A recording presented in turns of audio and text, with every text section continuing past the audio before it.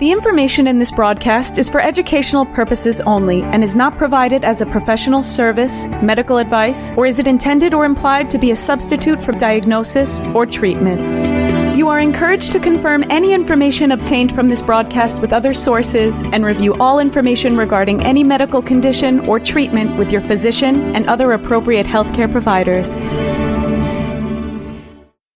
Hi, I'm Pete Levine. Welcome to Noggins and Neurons, Stroke and TBI Recovery Simplified. I'm a clinical instructor and clinical researcher. I've co-authored dozens of scientific journal articles about brain injury recovery, and I'm also the author of the book Stronger After Stroke. I'm Deborah Battaglia, occupational therapist, creator of the OT's Guide to Mirror Therapy, and an OT educator. I have a lot of experience working with survivors. Most of my clinical practice has been in a certified stroke center. Pete and I are especially interested in talking about what rehab, neuroscience, and clinical research all have to say about the brain and recovery. But don't worry, our job is to make this stuff simple. We're here to make it so that everyone, clinicians, clinical students, caregivers, and most importantly, the survivor, understands what it takes to leverage their great neuroplastic brain for recovery. This podcast began with both Pete and I, two kindred souls with a passion for moving the recovery process forward.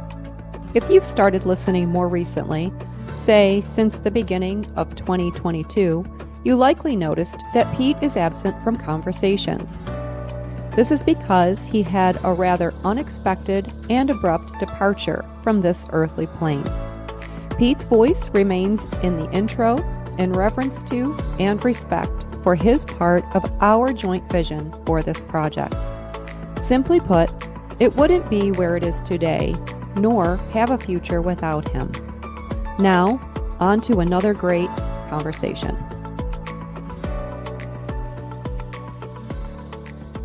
My understanding is that not a lot of people understand post-stroke fatigue. So are we mislabeling it as something else instead of calling it post-stroke fatigue? Are we saying it's more of a cognitive? Are we saying it is strictly just a muscle strength? Very basic question. I'm just wondering if we're mislabeling, especially when we talk about down the road. Because I'm really hung up on these individuals who are functioning well. So these are the individuals that no longer qualify for home care services and have really graduated beyond outpatient, but they're still not able to get to back to life, back to their role as an employee, back to those desired occupations that they want to get to because of the post-stroke fatigue. This episode of Noggins and Neurons is part of our student-led series, and the topic is post-stroke fatigue. We are joined by Tracy Bentley-Root, occupational therapist and educator, Alyssa Brockmann, and Sarah Battaglia. Enjoy. Hi, my name is Alyssa Brockmann. I'm an occupational therapy student in the master's program at DUville College. I currently live and I'm from Rochester, New York. In school right now, I'm currently working on a thesis project with another DUville student who is in the BSMS program, which is just a 5-year program as compared to my 3-year program.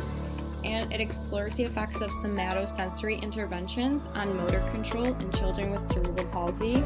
I completed my field work at an outpatient pediatric center and at a hospital, both that were located in Rochester.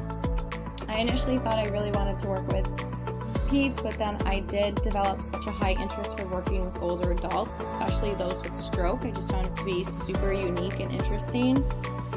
What was most exciting and rewarding with this population was just the initial impact that occupational therapists can have in the recovery process. I think that every stroke is so different and there's varying levels of impact that the stroke can have, which makes each patient so unique. I kind of felt like I got along with these types of patients because I find myself to be a very charismatic and patient person. I like to be honest with them and support them, and I try to find, the right way and the right tools and resources to give them. And I want to just meet their values of the patient and the families to make that strong recovery and build that rapport and trust. So that's kind of why I'm really excited to be part of this podcast and to educate everyone who's listening and learn with everyone so much more about stroke and the recovery process. Hi, my name is Sarah Battaglia. I'm an occupational therapy student, currently working to be a registered occupational therapist. I grew up in Buffalo, New York, and I'm also working on my senior thesis right now, which is looking at the effectiveness of virtual reality intervention on the performance of activities of daily living and play skills in children with cerebral palsy. I got interested in this population through working at an outpatient clinic in New York City. I saw a gap in the education and information provided to stroke patients. It seemed to me that I was providing a lot of education to stroke patients and their caregivers that I assumed they had already received from hospital staff. A lot of the patients had strokes years prior to coming to therapy, so this was a learning experience for everyone, and a lot of times it was beneficial for my clients to hear this information more than once. Just a little more information about Sarah and I. We were both a little hesitant actually to be joining this podcast because we have a limited knowledge and interest in podcasts, but we wanted to be able to reach people on a different platform and provide assistance and support in a more casual and convenient way. And we thought, what better way than do it than on Noggins and Neurons? It's a great new learning experience for everyone. I think it's just a great way to engage this population and get us to learn as well along with you guys. So it's very excited to be doing this podcast with Sarah because we actually became really good friends throughout our time at DUville, and we share a lot of the similar interests in and out of school. And we both just are inspired by stroke recovery stories, and we're both very passionate about occupational therapy's involvement in the recovery process to help stroke survivors and their families in just achieving independence and getting back to their daily routines. So here we go. Okay, so I'll jump right in and I'll start. So this is Alyssa. Yeah, so my name is Alyssa, and I'll just kind of give like a brief overview of kind of what we're going to talk about today. So our episode is going to generalize information pertaining to post-stroke fatigue. We do want to make it very clear that the information that we are going to share, which is going to be the symptoms, timeline, occupational impacts, and recovery, it's not a one-size-fits-all solution to managing post-stroke fatigue, but rather it's just a summary of our experiences and the literature that we found to address and inform everyone on post-stroke fatigue. So our goal is really to just provide any of the listeners who have experienced post-stroke fatigue with education and information that may have gotten forgotten or left out during the rehabilitation phases, and just give them tools to help cope and realize that they're not alone in this experience by any means. That sounds good. Alyssa, did you tell me that you worked with somebody who had post-stroke fatigue on your field work? Yeah, so my field work was at a hospital in Rochester. It was at Rochester General Hospital. So I was on the SICU and the ICU units. I wasn't necessarily right on the stroke unit. So I just saw the very early stages of stroke. I was very fortunate to kind of follow a couple people throughout the acute phase. And the biggest thing that I noticed fatigue-wise was more the cognitive aspect, because we were still working on bed mobility and just getting that occupational profile, that background information on the patient, and just even coming up with their own personal information was very time consuming for them. It was very difficult for them to think of what they want to say. And I don't think necessarily they would think of that as fatigue, but they are kind of straining their brains to come up with this information because it's just almost new to them. So that's kind of the effects that I saw. Being tired after a person has a stroke is very common anyways. So in that acute phase, it's common for people to be more tired than just feeling fatigued, like sleepy. They sleep a lot right after they have a stroke. That's pretty common for a person to do that. Yeah. So I just wanted to throw that out there. Sarah, did you? I'm sorry, I forgot where you did your field work. Yeah, so I did my field work in a hand therapy clinic in New York City. But it was outpatient, kind of more broadly. Like we had stroke, we had hand, we had spinal cord injury, acquired brain injury. We had a lot of different diagnoses, and that's where I saw stroke in a little bit of a different lens than where Alyssa saw it.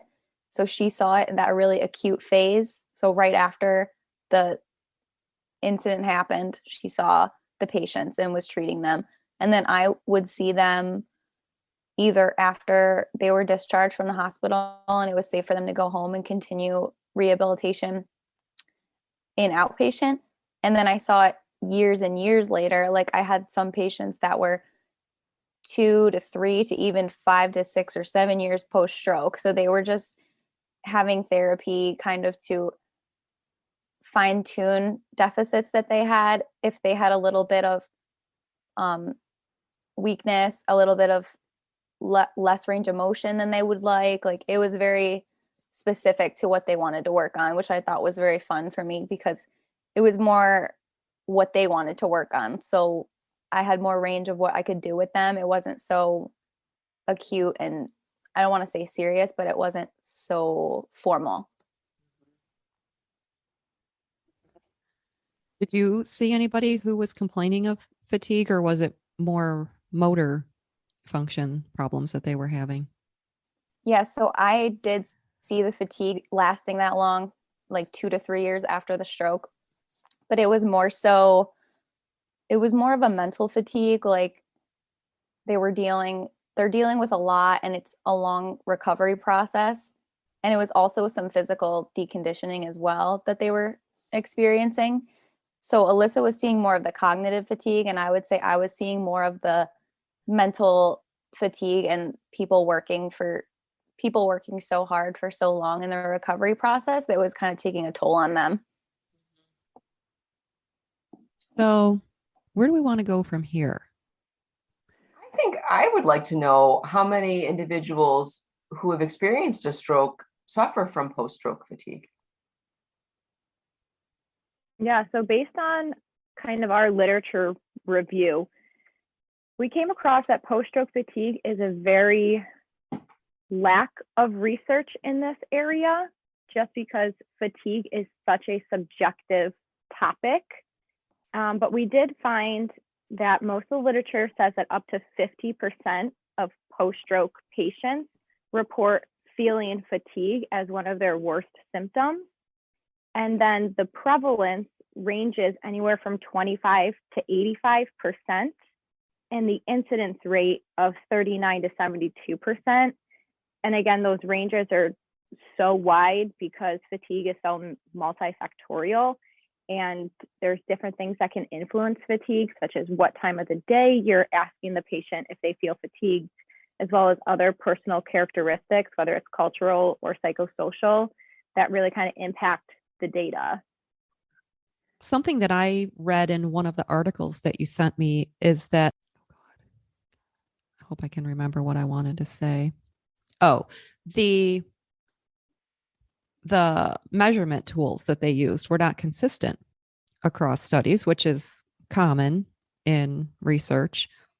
And not all of the measurement tools that they use even address fatigue related to stroke. I thought that was interesting. And it goes off what you were saying. It was called it says that the post-stroke fatigue researchers and clinicians use a variety of patient-reported outcome measures known as PROMS. Not to be confused with passive range of motion. Right. But none of these measurements are necessarily specific to stroke. It's just a general evaluation method. Yes, and that one article that I don't know exactly which one it is right now, but the one that had the circle graph with all of the different subcategories in it. Like, there's a lot to think about and a lot that people complain of and a lot that can be looked at. Let me see if I can find that one. Yeah, that was the article from the Journal of Psychosomatic Research. It was called Lack of Content Overlap in Essential Dimensions, a review of measures used for post-stroke fatigue. I actually really did like this article because it gave a brief definition of post-stroke fatigue being described as a feeling of physical or mental exhaustion, which may develop in connection with routine activities following acute stroke. And yes, it did have that circular graph. And basically what that was, to my understanding, it was a breakdown of the different domains that were found through those PROMS. So they asked a bunch of participants, what are you seeing that relates to stroke and fatigue? And they found that there was 4 dimensions, each having subdimensions that were specific to fatigue and stroke. So the 4 were labeled as characteristics, severity, interference, and management. And it went into each of those and gave examples of what falls under what. And it came to be that the characteristics and interference, I believe, were the 2 dimensions that people talked most about. So on that graph, it says characteristics of could be fatigue, being worn out, being sleepy, your physical items, which were, is your body able to keep up, the physical capacity, physical condition, and then the mental capacity, like thinking and memory and concentration. Whereas interference was more so behavioral and physical. And that was, so for behavioral, it was how much you getting done. Does it affect sleep and rest? Does it limit your abilities? And then the physical is how much is my physical fatigue impacting my daily activities? So it's really talking about the impact on occupational performance, even though they're not using that language. That's one of the things that I always think about in respect to the research that we look at. So they're trying to understand what it is, while we are trying to understand how to help a person navigate life with something like this and to feel better too. So one of the things that I noticed when they talked about was developing coping strategies, which I'm not sure we want to go here right now, but beyond coping, people want to feel good. And when you're fatigued, which to me is different than being tired, fatigued is like that always feeling tired, never feeling like you have any zip to yourself. It's hard to be motivated when you feel that way. Yeah, and that was one of the things that we came across where, what is the difference between post-stroke fatigue and regular fatigue? And what we found was that with your regular fatigue, when you're feeling tired, you can take a rest or a nap, have a good night's sleep, and you wake up feeling rejuvenated and ready to go. Whereas post-stroke fatigue, you feel that same feelings, but when you take a nap or you get a good night's sleep, you still might wake up feeling the exact same way. And that's when you're like, well, why am I feeling so tired when I just took a nap? And it's basically because while you are still sleeping, your brain is working so hard to recover and rebuild all the neural connections. And it's working really hard while it's sleeping, whereas when you're just generally fatigued, your brain's almost on that shut off mode. And that's why you kind of feel rejuvenated after.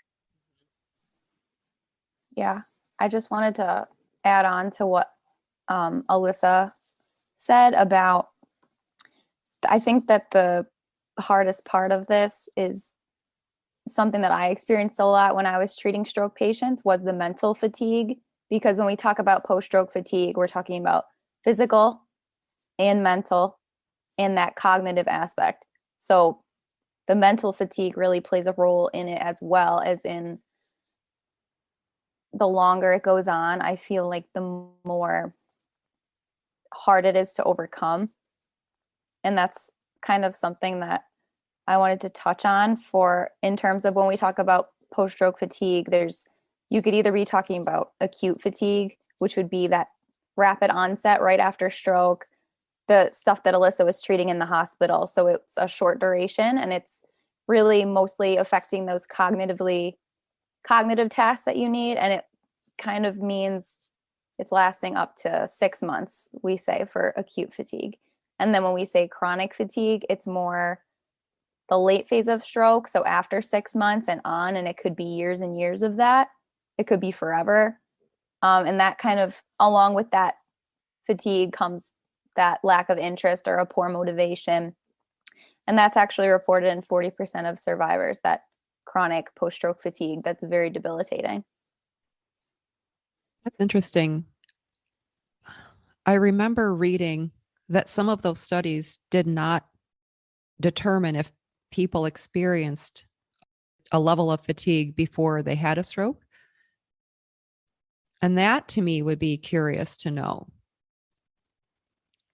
You know, if people experience that, like that chronic fatigue, or they had consistent complaints of tiredness before they had a stroke, or if they were very active and invigorated before, and then now this is something they have to deal with afterwards. I think it's really a mix of both. I think it's, if you had fatigue prior to your stroke and you have it after, it's kind of going to affect it in a different way as if you didn't, which it's kind of going to be like a new thing for you to be dealing with. But I think that some of the studies was saying that if you had fatigue or any sort of affective or something like a fatigue disorder or a chronic fatigue prior to the stroke, I think that was a factor. I don't think they found anything that actually correlated the two, but I know they were somewhat associated with each other. Interesting. So when we talk about something that's more affective, can we talk a little bit about that? Just because not everybody who listens to the podcast might understand what we're talking about. So I'm going to jump right in here and just say like a quick phrase about affect and how stroke impacts the brain. So a lot of times I think when we think about stroke, it's more speech or like a motor impairment, but stroke affects the brain in ways because the brain controls our behavior and the brain controls our emotions. So when you think about stroke, you're not thinking just like the motor or sensory impairments. You're also thinking how it changes depending on where you have the stroke, the parts of your brain that control your emotions. So if you or a loved one, or if you're a clinician and a patient you have is having a stroke and recovering from it, they might feel irritability. They might feel confused, carelessness, confusion, anger, anxiety, depression, fatigue. Obviously, there's a whole bunch of things that they could feel. And it's because that part of their brain might be a part that's damaged from the lack of blood flow. It might be a part that's dying and the neurons are trying to reconnect in a different way. So it's, I think, sometimes forgotten about that, how much stroke will affect your emotions, and also not just where you had the stroke, also the just uprooting of your life after it happens, I think affects your mood too. Yeah, it's a life-altering event. I think that's helpful sometimes for caregivers, to be reminded, like we need to remind ourselves sometimes that when people seem different after they experience a stroke, it's because they might be different. But I don't think that most people behave differently on purpose. I think it's just a result of the experience that they're going through, or the brain changes as well. I was curious. You guys were talking about the effects of fatigue on occupational performance. I had a bit of an aha moment here. We always speak about higher cognitive abilities post-stroke and how individuals go through the rehab phases and they go home, but they never return to activities such as work. Did you find any information that specifically spoke to post-stroke fatigue and work? Because oftentimes we say higher cognitive deficits. I'm wondering if some of it could be more post-stroke fatigue and not necessarily a cognitive issue. I can touch on it a little bit. I didn't necessarily find a connection between fatigue and work. And Sarah, jump in if you did. But I did do an interview with a woman who she had her stroke. It was 14 years ago. And she was 58 when she had it. And she was a school teacher. And she was talking about how her stroke affected mainly her language. So her physical functions were all intact, but the language and the processing was delayed, and she had to work really hard. She was actually in speech therapy for 16 months, doing listening, speaking, comprehending, reading, and just understanding how to communicate, because again, she was a school teacher. And, you know, she felt so fatigued mentally and cognitively because she had to find the right words to teach, and that was still very hard for her. She said, you know, sometimes she had to quote unquote dumb down the words because she couldn't think of that correct word. And her actual line was, she was like, I really wanted to get an IEP, or an individual education plan, for myself, because I needed someone to be my secretary for paperwork and to help increase the time needed to finish my ideas during school. So that kind of was like, wow, where is that kind of lying in the transition from rehab to work in that aspect? How are we going to help school teachers or business people who have that effect of fatigue to still continue their job? Sounds like a great emerging practice. Sure does. So she did return to teaching? I know she retired early because it was just beginning to be too much for her, and she wasn't, you know, teaching up to her expectations per se. Yeah, you know, I'm not actually sure, you know, how long after her stroke she went back to work and how long she stayed there. She just really emphasized, you know, the need for that transitional care and how she didn't have it. And we were also like, okay, well, it was also 14 years ago. Maybe things have changed. So I was thinking back to my own personal experiences at the hospital. And, you know, you do see that there is a lack of transitional care. And I'm almost thinking, you know, is it because us as practitioners were vocalizing and we're explaining and discussing all of this information to the patients and the caregivers and through the interdisciplinary team? But is there a hard copy being given to the patients and to the caregivers for them to refer back to? Or is there a website with all of these tools for them to refer back to, because they're given so much information and they're kind of just almost picking and choosing what is most important to them for the here and now rather than the long term? And I think that is something that us as practitioners need to address, is just giving other forms of information, especially hard copies, because sometimes that might be easier for caregivers and patients to refer back to. It's an interesting point you make, Alyssa, because oftentimes we're providing all of this education during the acute phase. And then, yes, in post-acute care. But my question, especially not necessarily my question, I guess my comment is, again, Sarah was talking about individuals that she was seeing in an outpatient setting beyond post-acute care. So when I say post-acute, I'm speaking of subacute rehab, inpatient rehab facility, home care. So beyond that fine tuning that Sarah was talking about. So it almost sounds like that's an area of need for that fine tuning, maybe specifically because of post-stroke or help me. Post-stroke fatigue. Thank you. Post-stroke fatigue. For post-stroke fatigue. Mm-hmm. That maybe there's something that we could be doing in an acute phase and literally like, this is for later. Yes. Because I think what happens is that they sort of graduate from each level of care across the continuum. But again, where does it go and where does it stop, and who's responsible for providing this type of information? Because my understanding is that not a lot of people understand post-stroke fatigue. So are we mislabeling it as something else instead of calling it post-stroke fatigue? Are we saying it's more of a cognitive? Are we saying it is strictly just a muscle strength?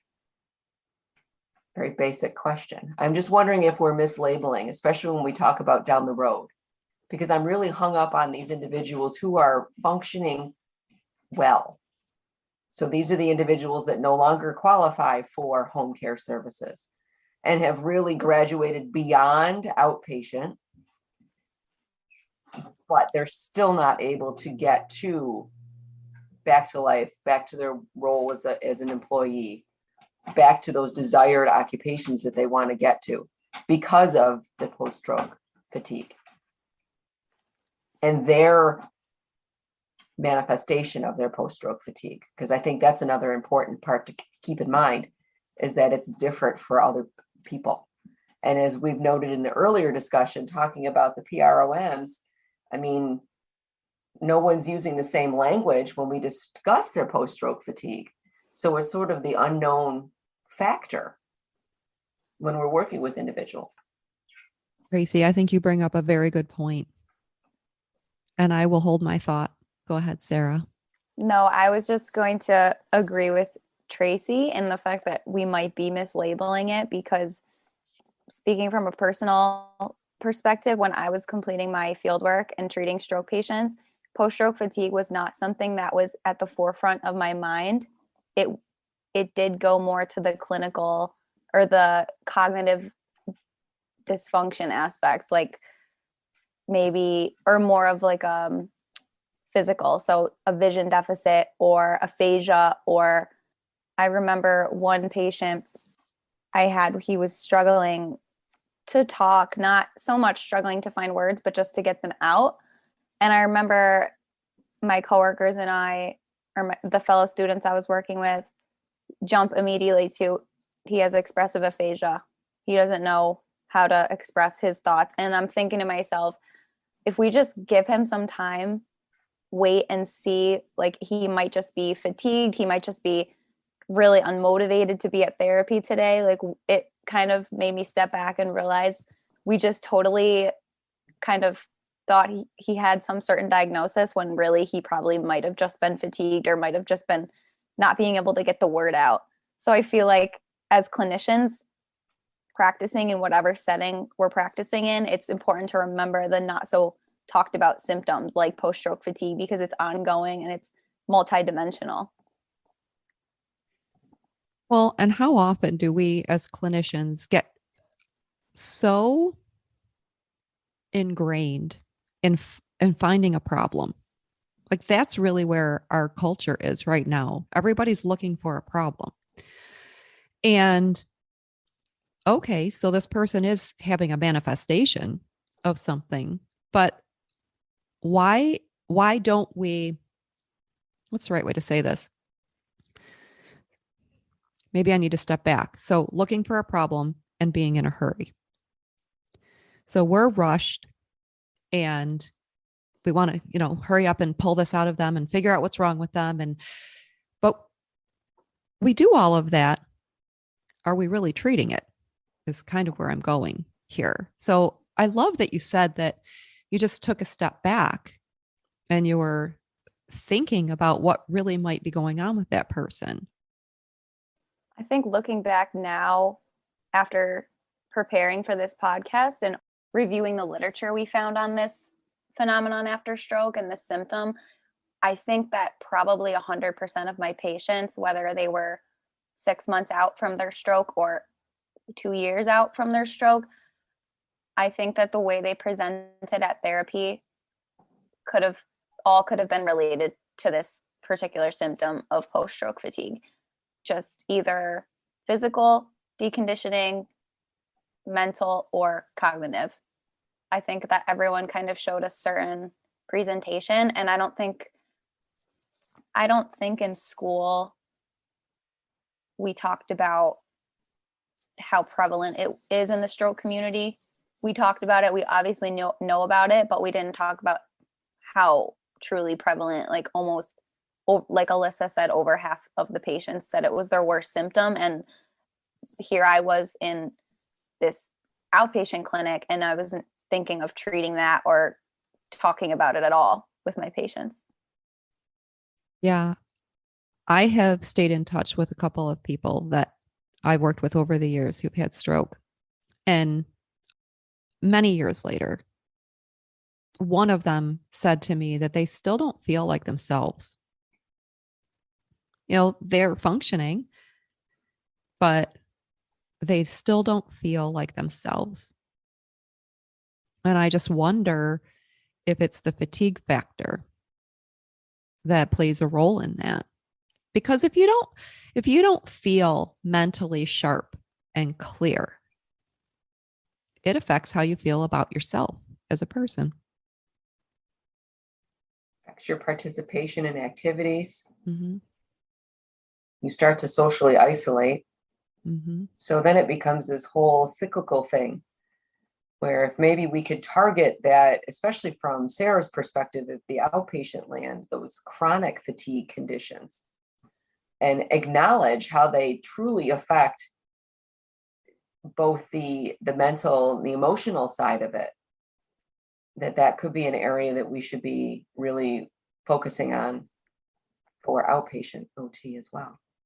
Can we circle back to what you guys were talking about with the education piece of this? And how, Tracy, you were saying that a lot of education is done during the acute phase. And that's getting faster because they're trying to move people through a system more quickly. People want to get home. I don't know about you, but when I'm learning something new, I learn it better when I learn it over time. So the first time I hear something, I might never remember that I heard that. And that's just me as a person. I've always been that way. So I feel like as occupational therapy practitioners, we can build that into our interventions. So if we're working in acute care and we give caregivers information, we give them hard copies, we tell them, like Tracy, like you were saying, this is for later. Because you go home, you're just happy to get home. I know what I would do. I would just take my papers, put them on the table, and find my comfortable spot that I wanted to be in. I don't know if I would remember to pick those papers up again. You know, like you have medications that you're supposed to be taking. You have to make sure that you get those. But I don't know that I would pick up my papers and go through those again. So wouldn't it be nice if somebody actually called and checked up on you? You've been home for a couple of days. How are things going? Have you had a chance to look at that information that I gave you? You know, maybe the home care person could come over and go through the papers with people and come up with a plan for addressing the post-stroke fatigue, addressing whatever, so that it's a layered approach so that they understand what's happened with them. Or I'm just really thinking about how we could really target those individuals who would be going back to their neurology appointments. So they would be going to their follow-up appointments, possibly providing some sort of information session in a group format on a day, like one in the morning at like 10 o'clock and then one in the afternoon at 2 o'clock, and just stagger it out throughout the month or so for a specific neurology group. So are you suggesting that we partner with a neurology group, the neurologist? Because I do think I remember reading in the notes that Alyssa and Sarah gave us that doctors don't even always know about post-stroke fatigue. That would be an excellent way to take that education and provide it at a time when the individuals are more readily available to actually participate in the education process. And the caregivers as well, because really the caregivers are going to be getting those folks to those neurology appointments. Yes, I think the caregivers would be a big aspect to this ongoing education and this ongoing treatment or management of post-stroke fatigue, because ultimately the caregiver's going to be the one that's socially supporting them and physically supporting them throughout the course of their recovery. So if they can get on board with that post-stroke fatigue, know the management, know the signs and the symptoms, I think it will be really helpful to carry this part of the recovery process throughout the rest of their lives, because it is a lifelong learning process. In this one article, it was a qualitative article in 2021, and it actually talks about how several clinicians felt that referrals for fatigue management led to empowerment of patients. So basically saying, when practitioners give that interest into someone specifically, so for us, post-stroke fatigue, if we do give them a reminder and give them referrals on where to go and continually touch base with them, it almost increases their interest and empowerment to feel like they can handle this and there are tools out there. And then they're going to kind of research for themselves. The caregiver, so to speak, is going to research for themselves to figure out a way to manage fatigue that is best suitable for them, because it is so different for everyone. And I think that's why the scientific evidence, there's only a small number of trials, and it's just targeting certain specific coping strategies or certain specific fatigue symptoms. And us as practitioners kind of have to advocate and all work together to find what fits specifically for that patient and that caregiver. That sounds amazing. Are you referring to the article that talked about the group interventions? It was the post-stroke fatigue, a review on prevalence, correlates, measurement, and management. Is that the one that you're talking about? I'm reading from the article title is Managing Post-Stroke Fatigue, a Qualitative Study to Explore Multifaceted Clinical Perspectives. Okay. That kind of ties into this article that I'm referring to. Two separate researchers found that fatigue management groups are effective for helping people to overcome fatigue or deal with it and actually start to feel better. So talking about educating on what the fatigue is, giving them some fatigue management strategies, talking about sleep hygiene, relaxation, exercise, nutrition, and mood. And there's something about the group process for that, where people start to take a little bit more accountability for themselves. And I almost wonder if when people are engaging in group activities and somebody starts to feel better, if it's like it spreads through the snowball. Group. Yeah. A snowball effect. Mm-hmm. With people, you get to see that you're not alone and you have that social support from someone who really understands what's actually going on. So, if I feel a certain way and you don't necessarily understand how I feel, but Sarah has the same symptoms, it's kind of easier for us to connect, and I feel a sense of security and acceptance in myself.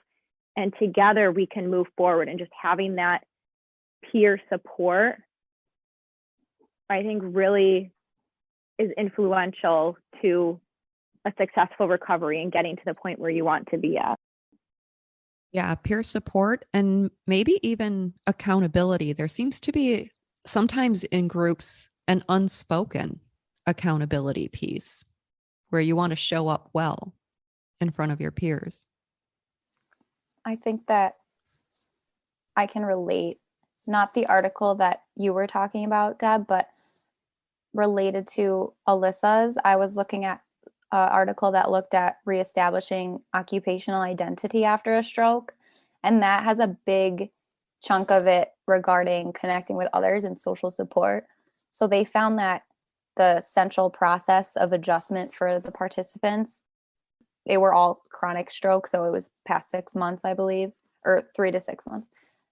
They found that reconstruction of that occupational identity was achieved through resuming those daily occupations, but also connections with others and connections with reality and connections with yourself. So they broke it down even further into connecting with yourself, which involved in managing your own emotions, which is a big learning curve after a stroke. Motivation, which is huge with people that are having post-stroke fatigue and those kinds of symptoms. Confidence, occupational management, and then seizing control. So that aggressive style of coping, I guess I would say. So that was really talking about yourself. And then they moved on to talk about connecting with others, which included being understood by others, a sense of belonging, receiving help from others, and then just social interactions in general. And then the third one they were talking about was connecting with reality, which meant kind of like confronting how your stroke's impacting your daily life and how your life's unfolding now after your stroke, and then how it was before. So your past reality, the reality of the stroke happening, and then your future and what that's going to look like. But the whole common overarching theme out of that whole article I found was that reestablishing an occupational identity was a desire to help or contribute to others and connecting with others. So that was the biggest piece of it, I think, was just connecting with others. And the examples they gave was either you could form a support group, you could join a support group, you could donate things you've made, you can volunteer at a animal shelter. Those are just random examples, but I think that whole article was trying to say there's so many pieces, but that connecting with others is a huge piece to your occupational identity, which I think we forget. I think we think of it as going to work, activities of daily living, and things like that. But I think that the social participation is a huge aspect to think about when we're thinking about post-stroke fatigue. Yeah. And what I heard you say is finding meaning and purpose in life. Because if you're making things, well, you're using your hands, and then that always makes me think of my favorite quote. Man, through the use of his hands, as he is energized by mind and will, Can influence the state of his own health. But who memorized that? Yes, we did. It's so true though, because when you don't have to do a craft, but if you have a hobby, if you can do something and you're actually using your hands to do it and you're being creative, I think there's something that happens when you engage in the creative process. You feel good. And then if you have someone to give something to, like all of a sudden there's a purpose behind what you did, and somebody may enjoy that. And I just think that maybe in our culture, we don't value some things like that, but it's never too late. Even if you've been a person who's never done anything like that, you can always learn something new. Yeah, I agree. I think that we can also take this into being therapists. So not only social support in the form of a group, but social support as clinicians. So I think that when I was listening to the clinical confidence podcast you had with Andrea, she said building bonds with people through showing that you're there for them and that they can open up to you can serve as a form of therapy, aside from the modalities and aside from the interventions or aside from the interventions. Yeah. So those relationships are therapeutic, and those relationships you might have with your patient might make or break the therapy sessions and might set up the future of those therapy sessions and the success of them. I also think it's key what you guys are speaking of, both to what Sarah just said and to what Deb was saying in regards to being active and involved in activities. So when you're working with caregivers, they need to understand the importance of engaging and having their loved one actually participating and engaging in the day-to-day things that are happening in that house. Not always the direct recipient of care, but participating. So that will address the social as well. But again, working towards meaning and purpose and having that individual re-engage in life. So maybe we can stave off a little bit of that social isolation if we're getting them involved in activities and we're bringing them out in the community when at all possible, so they can go back to those very important, valuable roles that you identified, Sarah, in the article you were reviewing that have been lost. And I also kind of think, almost taking a step backwards, that finding that purpose comes from not only acceptance of our symptoms after stroke and having the stroke, but also the understanding of why is this impacting us? How is it impacting us? Are there patterns per se that are triggers for our fatigue? And if we can better understand our own personal patterns that influence fatigue, then maybe I can find that right hands-on activity or a purpose that can, I don't know what to say, almost better alleviate that fatigue and put meaning into it. Are we speaking about activity analysis? Sounds like it. We might be. That's a favorite thing that OTs like to do, that's for sure. Alyssa, that's an excellent point, because in regards to the caregivers and having them really understand.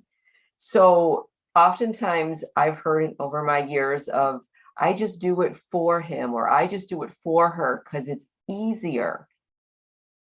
And having caregivers understand that ways to address things such as post-stroke fatigue is having them engage in activities and selecting the correct activity based on how they're presenting that day. So can we speak a little bit to that, Alyssa? You alluded to it.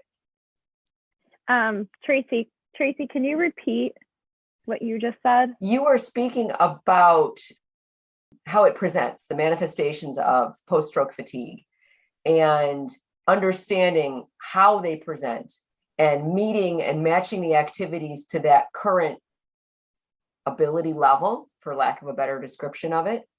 Can you guys speak to that a little bit? Maybe I was saying activity analysis, but what would the caregivers need to understand when you talk about maybe the different types of post-stroke fatigue or where they are across the recovery continuum?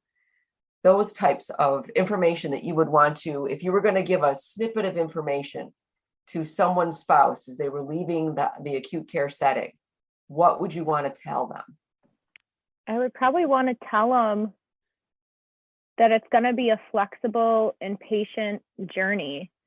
I mean, each day is going to present itself so differently, and one day might be better than the next, but that doesn't mean that they're regressing. It just means that they're getting better, or they found something that they can work on, and over time it's going to be very up and down, but at the end it's going to all kind of be worth it, because you're going to realize where your strengths are, where the weaknesses are. And if you have a solid caregiver and a solid interdisciplinary team, it's going to work itself out, is kind of what I would say. And I think it's just knowing that a stroke is not a constant uphill battle. It's just very differing. Like climbing a mountain. You don't go straight up. Mm-hmm. Yeah.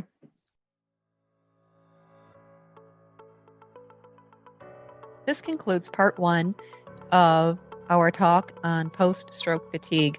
If you like what you're hearing so far, stay tuned for part 2, where we continue our conversation.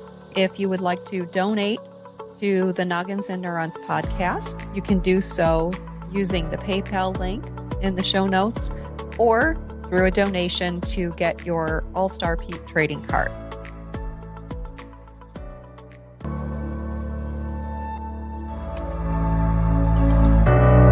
Thank you so much for listening to this episode. We appreciate your support and would love to hear from you. Ask us questions and share your thoughts by email at nogginsandneurons@gmail.com.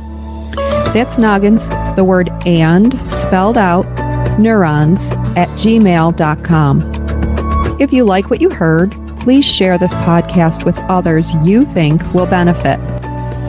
Also be sure to subscribe and leave us a review. We'll catch you next time on Noggins and Neurons, Stroke and TBI Recovery Simplified.